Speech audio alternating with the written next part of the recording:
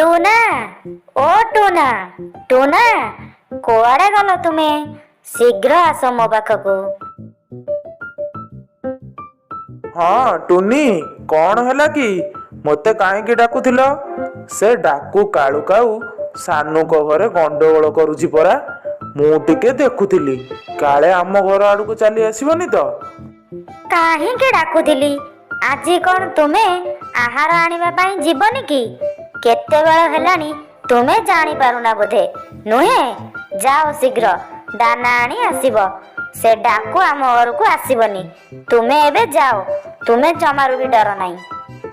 हेले टुनी, आम घरे तो केते गुड़ाए दाना अछि, तुमे ताकू खाउन? मु आजी नगले हबनी। हेले टूना, मु चाहूची एही जंगल रे सबुठारु अधिक दाना संग्रह करी रखिथिबा चढ़ई मु हेबाकू चाहे। सेइथि पई तुमे जाओ, शीघ्र मो पई दाना आनी आसीबो। दिनकू दिन टुनी तो बहुत लोभी हो जाउछंती। केजानी तांकर एही लोभ प्रकृति जोगु केतेबेले भी मु असुविधारे पड़िबार संभावना अछि। ओहो, मो देहटा कौन होई गलानी। एते गुडा बाट आसिलनी, जाउछि एई गछ ऊपर टिके बसी जाए। ओहो, टिके शांति लागिला। आज बहुत जोर खरा टाण हेउछि। अरे केते बड़ होला एठी बसी गलेनी।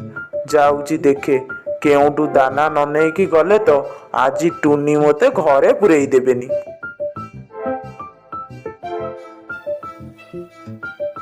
अरे एठी तो गहम बिल। जाउछि एउटू गहम नेकी घर को फेरी जीबी।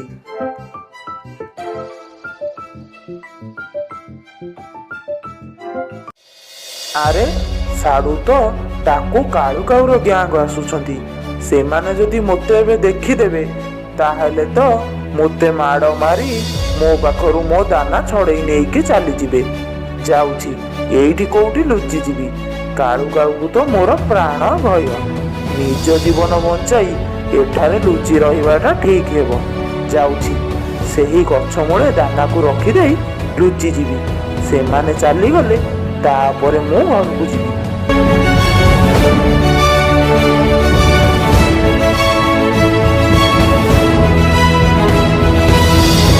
अरे एमाने आजी गोटे काहाकू लुटिचंती बोधे। एते मुणा धरी चालुछंती। सतरे एही जंगल रे डाकू कालू काऊर उत्पात दिनकू दिन बढ़ी चलिलानी। समस्तଙ୍କୁ मारधर करी सबु धन संपत्ति दाना सबु लुटि नेउछि। आउ नुहे मोते किछि करिबाको पड़िबो। जाउछि आजी जीबी एमानकर पछे पछे देखिबी से केउठी ए सबु धन संपत्ति ने रखुछंती।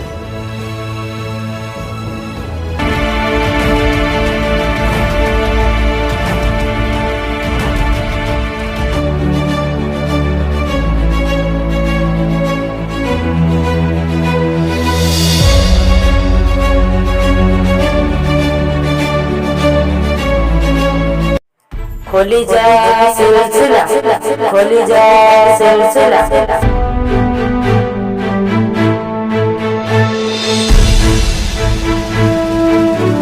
अरे अरे डाकू कालू काऊ ताहले एहिटारे सबु लुटि आनी रखुछि। मु जाउछि जंगल रे समस्त चढ़ई माननकू कहिदेबी एई डाकू विरुद्ध रे किछि गोटे करिबाको पड़िबो। कुना भाई, टिके आम घर आड़ को आसनी, तुम सह कथा अछि।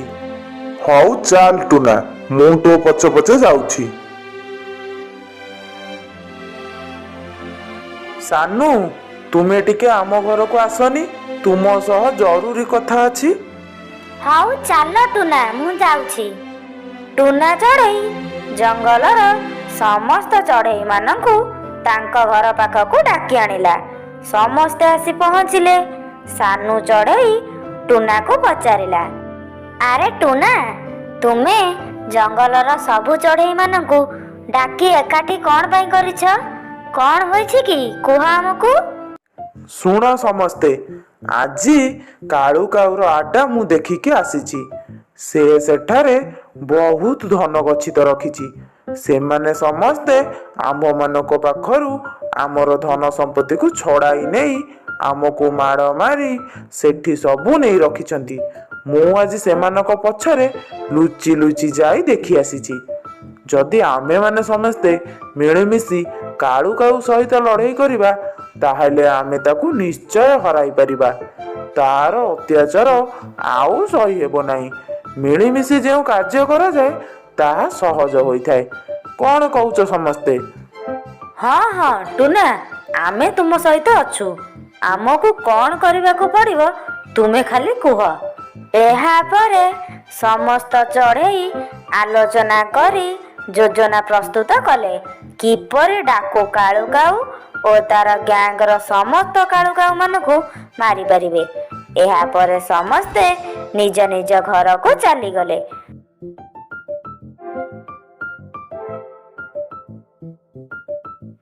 ଏହାପରେ 4-5 ଦିନ ବିତିଗଲା।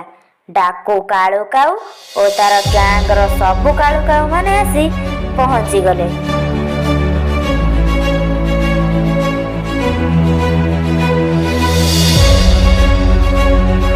ଶୁଣ ସମସ୍ତେ ମୋ କଥା।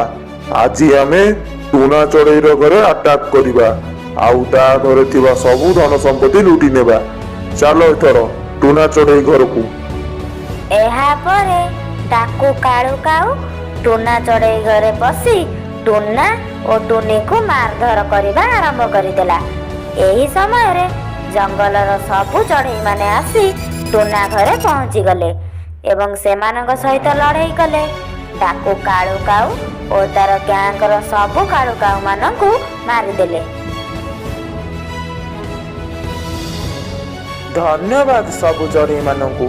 ଯାହା ହେଉ ମୋ କଥା ମାନି ସମସ୍ତେ ଆମେ ମିଳିମିଶି ଏକ ହେଲେ ବୋଲି ଆଜି ଏହି ଦୁଷ୍ଟକୁ ମାରିପାରିଲେ। ତେଣୁ ଏକତା ହିଁ ବଳ। ଚାଲ ଏବେ ଆମେ ଯିବା ସେହି ଗୁମ୍ଫା ପାଖକୁ। ମୁଁ ତୁମମାନଙ୍କୁ ନେଇଯିବି ସେଠାକୁ। ସେଠାରେ ଥିବା ସବୁ ଧନ ସମ୍ପତ୍ତି ଆଣି ସମସ୍ତେ ସମାନ ଭାଗରେ ବାଣ୍ଟି ନେବା।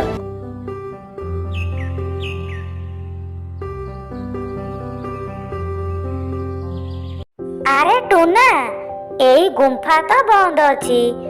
ଏଇଟା କେମିତି ଖୋଲିବ ଏହା ତ ଆମେ ଜାଣିନେ। ହଁ ହଁ ମୁଁ ଜାଣିଛି। ସେଦିନ ମୁଁ ଶୁଣିଥିଲି ସେମାନେ କ'ଣ କହୁଥିଲେ। ରୁହ ତୁମେ, ମୁଁ କହୁଛି। ଖୋଲିଯା ସିଲସିଲା, ଖୋଲିଯା ସିଲସିଲା।